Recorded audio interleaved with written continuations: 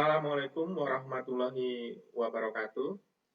Salam sejahtera untuk kita semua. Terima kasih atas waktu yang diberikan kepada kami untuk mempresentasikan disertasi yang berjudul Pengaruh Kepemimpinan Transformasional Terhadap Kreativitas Kelompok dan Kreativitas Individual, Pendekatan Multilevel. Kami mengucapkan terima kasih kepada tim promotor atas bimbingan dan arahan yang diberikan kepada kami sehingga kami dapat menyusun disertasi ini. Terima kasih juga kami aturkan kepada tim penilai dan tim penguji yang telah memberikan masukan dan saran sehingga disertasi ini menjadi lebih baik. Outline dari presentasi ini terbagi menjadi 5 bagian. Bagian yang pertama adalah latar belakang, kesenjangan, dan tujuan penelitian. Bagian yang kedua adalah tinjauan pustaka dan perumusan hipotesis. Bagian yang ketiga adalah metode penelitian. Bagian yang keempat adalah analisis data dan pembahasan. Bagian yang kelima adalah kontribusi penelitian. Studi literatur yang kami lakukan pada berbagai penelitian menemukan bahwa sebagian besar penelitian mengenai pengaruh kepemimpinan transformasional terhadap kreativitas menggunakan tingkatan analisis individu. Menurut Yamarino dan Denseru 2008, kepemimpinan bersifat multilevel, artinya pemimpin dapat mempunyai pengaruh terhadap luaran pada tingkatan individu dan kelompok. Oleh karena itu, kami melihat peluang untuk meneliti pengaruh kepemimpinan terhadap luaran anggota kelompok, dalam hal ini adalah kreativitas pada tingkatan individu dan kelompok, serta bagaimana interaksi yang terjadi di antara kedua tingkatan tersebut. Selanjutnya, Hughes 2018 menyatakan bahwa pengaruh kepemimpinan terhadap luaran terjadi secara tidak langsung melalui pemediasian. Salah satu kategori dari pemediasian yang belum banyak dibahas adalah mekanisme pemediasian variabel berdasarkan identifikasi. Mekanisme dimaksud penting untuk diteliti karena menurut Hughes et al. 2018, mekanisme pemediasian berdasarkan identifikasi merupakan bentuk lain dari mekanisme motivasional. Oleh karena itu, penelitian ini menggunakan variabel identifikasi terhadap kelompok kerja dan identifikasi hubungan dengan pemimpin sebagai variabel pemediasian. Kesenjangan teoritis dari penelitian ini adalah sebagai berikut. Wang dan Howell 2010 menyatakan bahwa teori asli kepemimpinan transformasional menekankan pada pengaruh langsung pemimpin terhadap anggotanya secara individual, dengan mengasumsikan bahwa seorang pemimpin dapat berperilaku berbeda pada setiap anggotanya. Dan yang kedua, kepemimpinan merupakan persepsi individual. Sementara itu, Yamarino dan Denseru 2008 menyatakan bahwa pengaruh pemimpin tidak hanya terjadi pada tingkatan individu, tetapi juga pada tingkatan kelompok. Dengan menggunakan teori identitas sosial, penelitian ini berusaha untuk memperluas asumsi teori kepemimpinan transformasional yang semula lebih menekankan pada pengaruh pemimpin terhadap individu menjadi pengaruh pemimpin terhadap individu dan juga kelompok baik secara langsung maupun tidak langsung. Kesenjangan empiris dari penelitian ini yaitu bahwa penelitian ini memperkenalkan identifikasi terhadap kelompok kerja sebagai variabel pemediasian pada tingkatan analisis kelompok. Variabel ini belum pernah digunakan pada penelitian sejenis sebelumnya. Kemudian yang kedua, penelitian ini menggunakan variabel identifikasi hubungan dengan pemimpin yang digunakan sebagai variabel pemediasian pada tingkatan analisis individu. Variabel ini sudah pernah digunakan pada penelitian sebelumnya, tetapi mendapatkan hasil yang tidak konsisten. Tujuan dari penelitian ini adalah untuk menguji pengaruh kepemimpinan transformasional terhadap kreativitas, baik secara langsung maupun tidak langsung melalui pemediasian variabel identifikasi terhadap kelompok kerja dan identifikasi hubungan dengan pemimpin.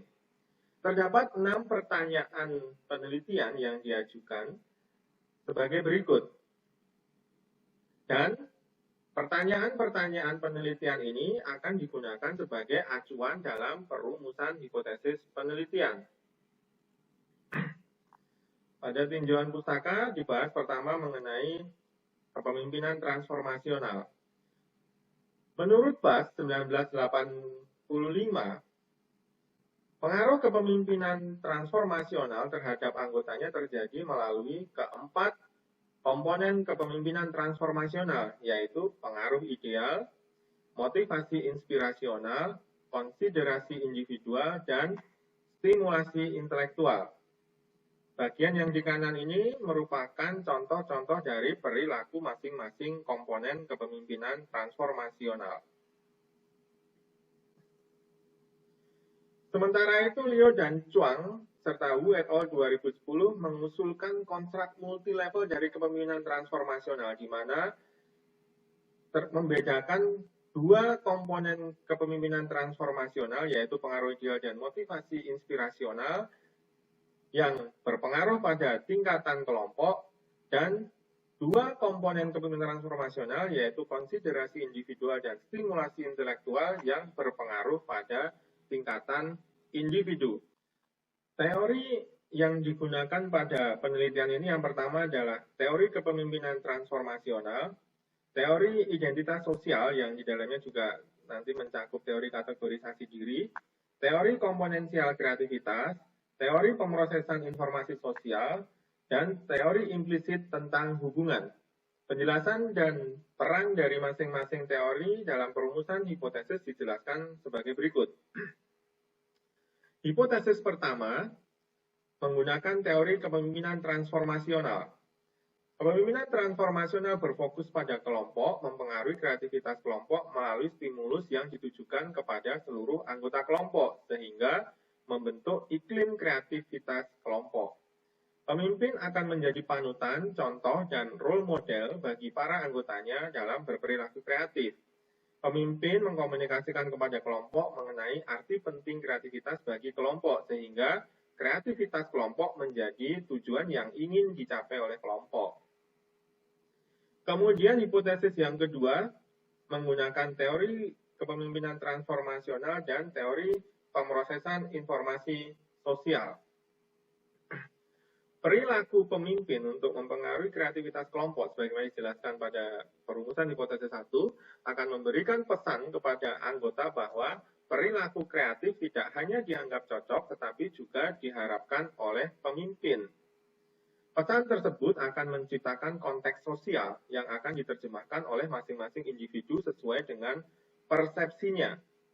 Teori pemrosesan informasi sosial menjelaskan bahwa konteks sosial di mana individu berada di dalamnya akan mengarahkan perhatian individu terhadap informasi tertentu yang dianggap penting, sehingga mempengaruhi harapan dan perilaku individu. Dengan demikian, konteks sosial tersebut akan membuat individu berperilaku kreatif untuk memenuhi pesan yang diciptakan oleh pemimpin. Hipotesis ketiga menggunakan teori kepemimpinan transformasional, di mana perilaku komponen stimulasi intelektual dan komponen konsiderasi individual pemimpin akan mendorong terciptanya kreativitas individu. Hipotesis keempat dan hipotesis kelima menggunakan teori identitas sosial dan teori komponensial kreativitas. Sebagaimana dijelaskan pada perumusan hipotesis pertama, pemimpin transformasional yang berfokus pada kelompok menekankan pada proses yang terjadi dalam kelompok. Teori kategorisasi diri Turner et al. 2007 menjelaskan bahwa individu akan melakukan kategorisasi diri terhadap dirinya dan orang lain ke dalam kelompok-kelompok sosial ketika terdapat suatu konteks yang mengemuka. Identitas kolektif kelompok yang dibangun pemimpin menjadi konteks yang mendorong anggota untuk mengelompokkan dirinya dan orang lain ke dalam kelompok-kelompok sosial yang pada akhirnya akan mendorong terbentuknya identifikasi anggota terhadap kelompok kerja. Identifikasi ini mempengaruhi pikiran, perasaan, dan perilaku individu-individu di dalam kelompok. Teori identitas sosial menjelaskan bahwa individu akan berusaha menjaga citra positif dan juga harga diri. Dalam kaitan ini, individu akan berusaha mempunyai citra diri dan harga diri yang positif ketika tujuan kelompok tercapai. Dengan demikian, pencapaian tujuan kelompok akan menjadi motivasi intrinsik anggota kelompok untuk berperilaku kreatif agar tujuan kelompok dapat tercapai dengan baik. Hipotesis 6 menggunakan teori identitas sosial, teori implisit tentang hubungan, dan teori komponensial kreativitas. Teori implisit tentang hubungan menjelaskan bahwa tingkat kecocokan profil implisit pemimpin yang diharapkan dengan profil aktual pemimpin mempengaruhi impresi anggota terhadap pemimpinnya dan evaluasi terhadap kualitas pertukaran yang dibangun dengan pemimpin. Sesuai dengan teori tersebut, kepemimpinan transformasional berfokus pada individu akan membentuk identifikasi hubungan anggota dengan pemimpin, karena profil aktual pemimpin akan mendekati profil implisit yang diharapkan oleh anggota. Sesuai dengan teori identitas sosial, individu akan berusaha untuk mempunyai konsepsi diri yang positif, dan konsepsi diri yang positif inilah yang menjadi motivasi individu untuk memenuhi tuntutan atas hubungan perannya dengan pemimpin. Komponen stimulasi intelektual akan dipersepsikan sebagai harapan pemimpin terhadap anggota agar berperilaku kreatif, sehingga hal tersebut menjadi motivasi intrinsik untuk berperilaku kreatif. Sebagaimana dijelaskan oleh teori komponensial kreativitas, motivasi intrinsik individu merupakan pemicu utama dari kreativitas.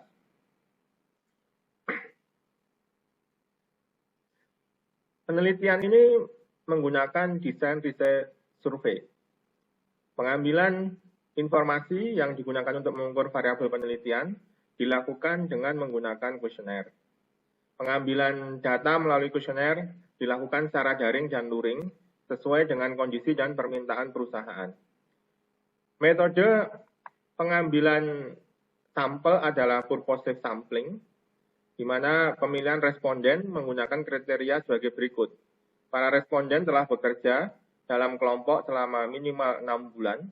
Kemudian yang kedua dilakukan pada organisasi bisnis dan dipilih pada kelompok dengan minimal anggota 5 orang.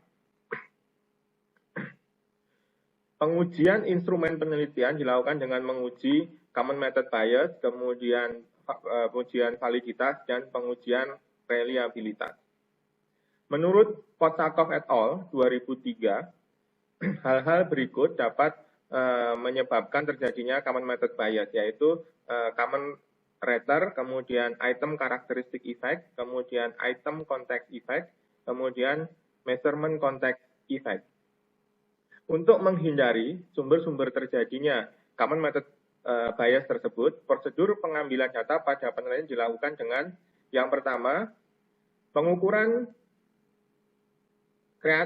variabel kreativitas kelompok dilakukan oleh atasan pemimpin kelompok, kemudian pengukuran kreativitas individu dilakukan oleh pemimpin kelompok, kemudian pengukuran variabel independen dan pemediasian dilakukan oleh anggota kelompok.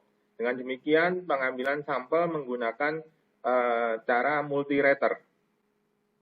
Kemudian yang kedua, memastikan bahwa butir-butir pengukuran yang digunakan mudah dipahami dan tidak ambigu.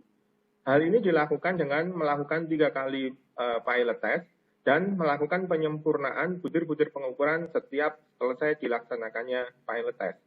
Kemudian yang ketiga, melindungi anonimitas penilai dengan tidak menanyakan identitas penilai kuesioner dan hasil kuesioner dimasukkan ke dalam amplop tertutup. Kemudian yang keempat, mengurangi ketakutan responden agar atas penilaiannya dengan menyatakan bahwa tidak ada jawaban yang benar atau salah. Pengujian common method bias dilakukan dengan metode Harman Single Factor Test. Metode ini dipilih karena merupakan metode yang paling umum digunakan untuk mendeteksi adanya common method bias. Pengujian validitas dilakukan dengan exploratory factor analysis atau EVA. Pengujian dengan metode ini didasarkan pada pertimbangan bahwa EVA mempunyai tingkat kevalitan yang lebih kuat atau robust dibandingkan dengan confirmatory factor analysis ketika Penelitian menggunakan instrumen penelitian yang diterjemahkan dan diadaptasi pada konteks budaya dan setting yang berbeda dengan penelitian yang diadaptasi. Penelitian ini menggunakan nilai cut-off loading factor sebesar 0,45. Kemudian pengujian reliabilitas menggunakan koefisien Cronbach alpha dengan nilai cut-off sebesar minimal 0,7. Kemudian tes agregasi dilakukan dengan koefisien RWG dengan nilai minimal 0,7, kemudian dengan Inter-Rater Reliability Index atau ICC1 dengan nilai minimal 0,25, dan Reliability of the Group Means Index dengan nilai minimal 0,75. Uji hipotesis, untuk hipotesis 1 dilakukan dengan regresi linier, kemudian hipotesis 4 dilakukan dengan metode bootstrapping yang dikenalkan oleh Hayes karena merupakan pemediasian pada level kelompok, sedangkan hipotesis 2, 3, 5, dan 6 menggunakan hierarchical linear modeling atau HLM.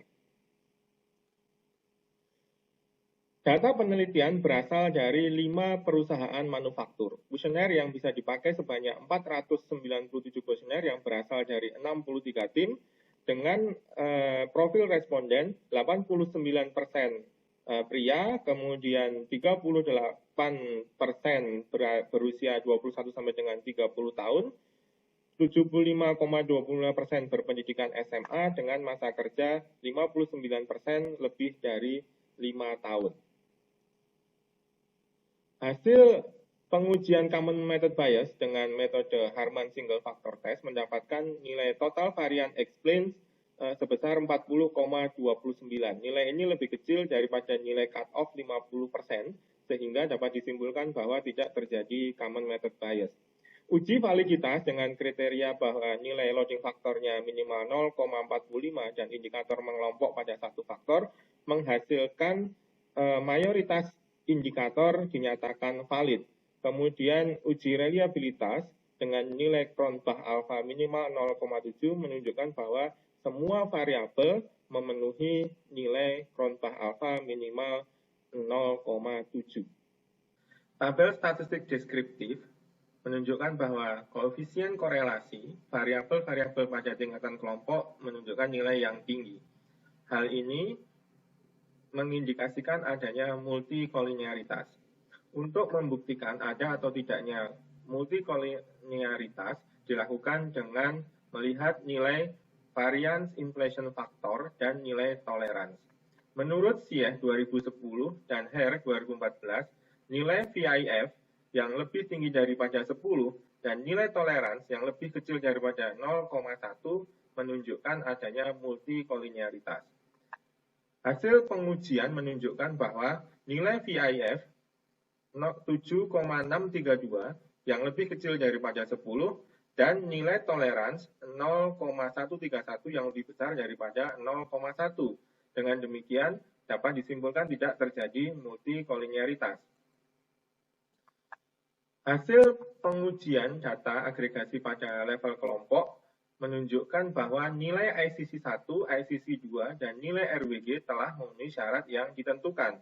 Kemudian, pengujian between group variance pada variable dependent menunjukkan bahwa nilai bahwa chi-square itu signifikan, sehingga variable dependent dapat digunakan pada pengujian analisis HLM. Hasil pengujian hipotesis pengaruh langsung kepemimpinan transformasional terhadap kreativitas terlihat pada hipotesis 1 dan 3, di mana hipotesis 1 menunjukkan nilai beta yang positif dan signifikan dengan t-test 9,874 sehingga H1 didukung. Kemudian pada hipotesis 3 menghasilkan nilai gamma yang positif dan signifikan sehingga H3 didukung.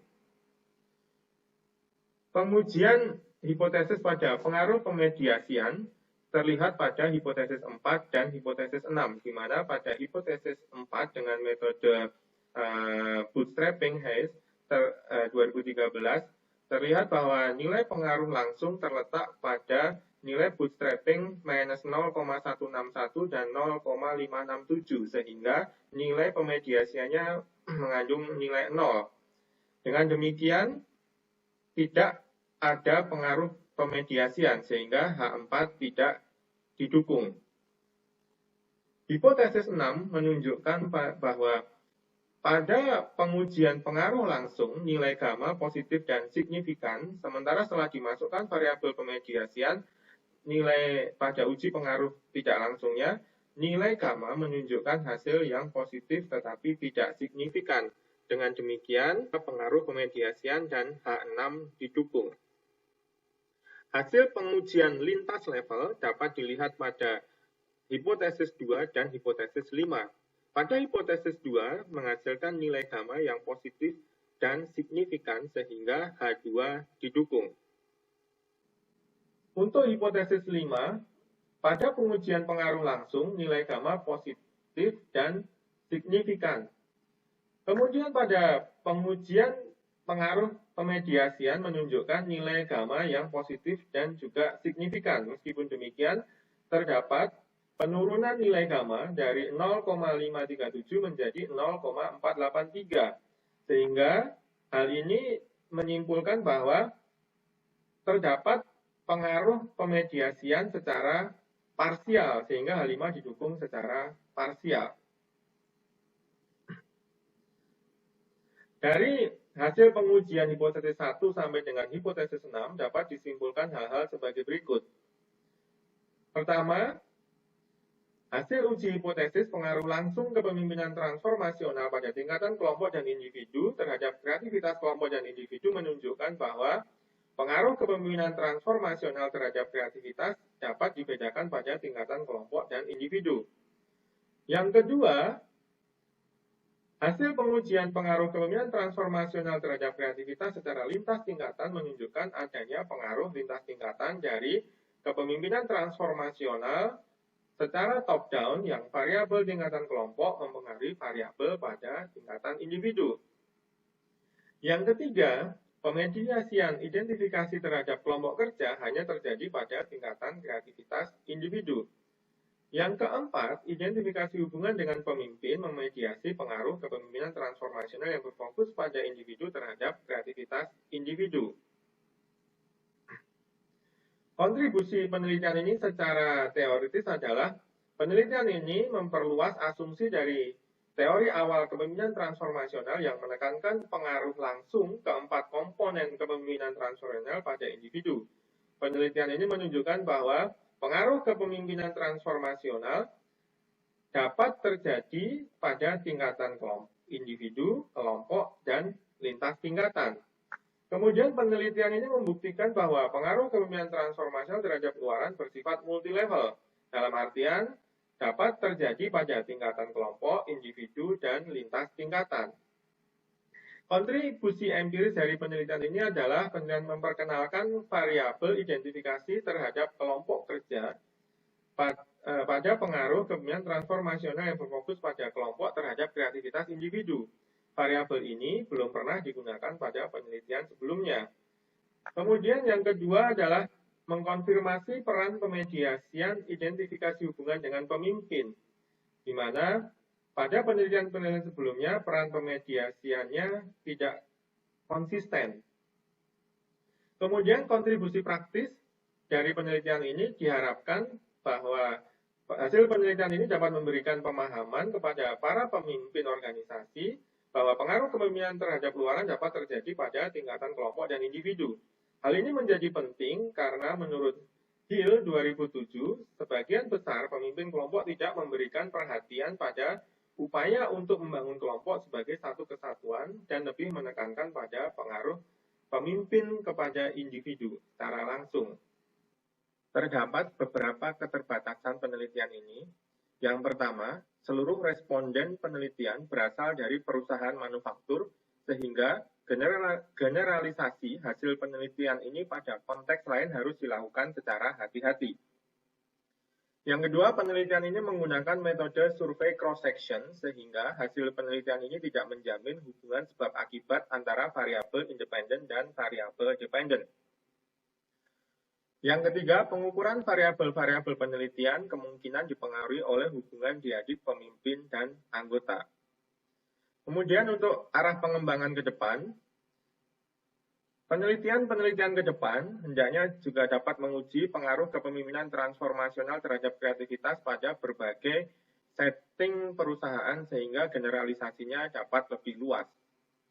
Berikutnya yang kedua, pada saat ini banyak perusahaan bergerak pada sektor industri kreatif, sehingga penelitian selanjutnya juga dapat dilakukan pada sektor industri tersebut dan membandingkan apakah hasilnya beda dengan setting penelitian yang sudah dilakukan oleh penelitian-penelitian sebelumnya. Kemudian yang ketiga, penelitian juga dapat menguji pengaruh pemediasian variabel berdasarkan identifikasi lainnya, misalnya identifikasi terhadap profesi dan identifikasi terhadap rekan kerja. Kemudian yang keempat, penelitian sebelumnya didominasi oleh penelitian pada tingkatan analisis yang sama dan mayoritas dilakukan pada tingkatan individu. Oleh karenanya, penelitian ke depan hendaknya tetap dapat melakukan penelitian secara multi-level.